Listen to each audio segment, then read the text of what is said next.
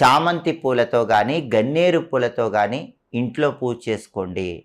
అలా పూజ చేసుకున్నట్లయితే మీకు తొందరగా ధనలాభం కలుగుతుంది. అలాగే శనివారం పూట వెంకటేశ్వర స్వామికి పచ్చకర్పూరంతో హారతి ఇవ్వటం ద్వారా కూడా ధనపరంగా మంచి ప్రయోజనాలు సిద్ధింపజేసుకోవచ్చు.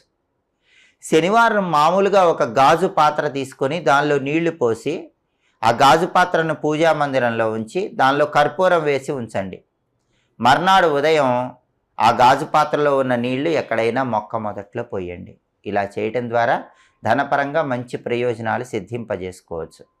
అలాగే జీవితంలో ఎలాంటి కష్టాలు లేకుండా ఉండాలంటే, ఎదుగుదల తొందరగా రావాలంటే, అభివృద్ధి తొందరగా రావాలంటే మూగజీవాలకు శనివారం పూట బెల్లంతో తయారు చేయబడిన పదార్థాలు ఆహారంగా వేయాలి.